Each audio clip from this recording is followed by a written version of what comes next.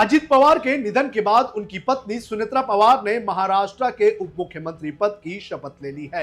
लेकिन इस शपथ ग्रहण के बाद अब सबसे बड़ा सवाल यह उठने लगा है कि राष्ट्रवादी कांग्रेस पार्टी का अध्यक्ष कौन होगा। आपको बता दें कि कई सारे नेताओं ने अपनी दावेदारी पेश करने का काम किया है, तो वहीं दूसरी तरफ कई लोग ये भी कह रहे हैं कि ये सारी जिम्मेदारी और विरासत सुनेत्रा पवार के पास जाएगी। लेकिन अजित पवार के निधन के बाद किस तरह से पार्टी में खींचतान चल रही है, किस तरह से विलय की बात कही जा रही है और महाराष्ट्र में एनसीपी का अध्यक्ष कौन होगा, इसकी पूरी जानकारी आपको इस वीडियो में देंगे। नमस्कार, आप देख रहे हैं लोकमत हिंदी। मेरा नाम है सुन कनौजिया।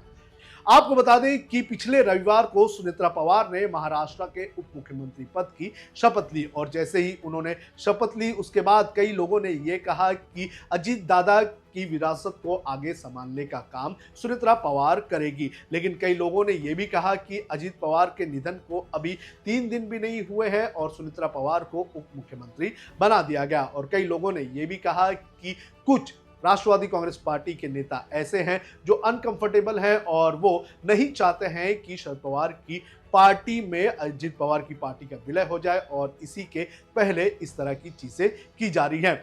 अब इसके आगे क्या जानकारी आ रही है ये भी आपको बता देते हैं। पहली बात करते हैं प्रफुल्ल पटेल की। आपको बता दें कि प्रफुल्ल पटेल जो है वो राष्ट्रवादी कांग्रेस पार्टी के वर्किंग प्रेसिडेंट है और उन्होंने ये कहा है कि कौन पार्टी का अध्यक्ष बनेगा ये पार्टी के लोग डिसाइड करेंगे। हालांकि राजनीतिक गलियारों में सबसे ज्यादा चर्चा ये हो रही थी कि प्रफुल्ल पटेल जो है वो अपनी दावेदारी पेश करने का काम कर रहे हैं और वो पार्टी पर पूरी तरह से कंट्रोल करना चाहते हैं। आपको बता दें कि जो भी घटनाक्रम हुए हैं उस पूरी घटनाक्रम की जानकारी प्रफुल्ल पटेल ने प्रधानमंत्री नरेंद्र मोदी और होम मिनिस्टर अमित शाह को देने का काम किया है। उन्होंने यह भी कहा है कि पार्टी में लोकतांत्रिक प्रक्रिया से तय किया जाएगा कि अध्यक्ष कौन होगा। साथ ही साथ उन्होंने यह भी कहा कि हो सकता है कि सुनेत्रा पवार ही महाराष्ट्र से लेकर दिल्ली तक पार्टी की कमान संभालने का काम करें। अब सुनेत्रा पवार जो है वो कब अपना ऑफिस संभालेगी इसकी जानकारी भी आपको दे देते हैं। आपको बता दें कि अजित पवार के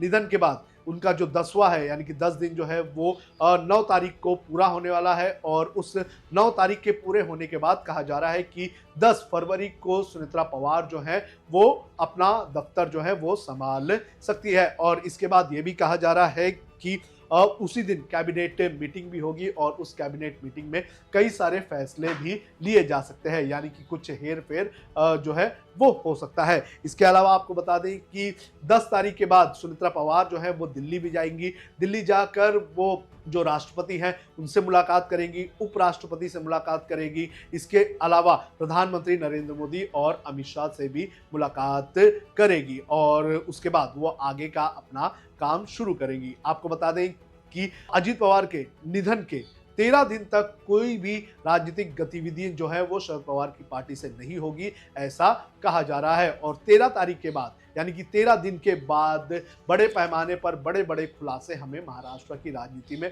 होते हुए देखने मिल सकते हैं, क्योंकि शरद पवार की पार्टी की तरफ से कहा गया है अजित पवार हैं उनके निधन के 13 दिन तक पार्टी में शोक रहेगा और पार्टी जो है वो कुछ भी नहीं करेगी, कुछ भी नहीं बोलेगी, परिवार में ही सब रहेंगे और परिवार जो है अजित पवार की अंतिम क्रिया जो है वो सारी चीजें करेंगे और उसके बाद कुछ ना कुछ बड़ा खुलासा हो सकता है। क्योंकि आपको बता दें कि पहले ही अजित पवार की पार्टी और शरद पवार की पार्टी के विलय की जानकारियां लगातार सामने आ रही हैं और कहा जा रहा है कि दोनों ही नेताओं ने यह तय किया था कि 8 फरवरी को यह ऐलान किया जाएगा कि दोनों ही पार्टी जो है वो विलय होने वाली है। जानकारी ये भी सामने आ रही है कि इस पूरे विलय की जानकारी प्रधानमंत्री नरेंद्र मोदी को भी दी गई थी और प्रधानमंत्री नरेंद्र मोदी ने इस विलय को हरी झंडी भी देने का काम किया था। तो देखना जरूरी है कि अजित पवार के 13वें के बाद कौन कौन से खुलासे महाराष्ट्र में होंगे।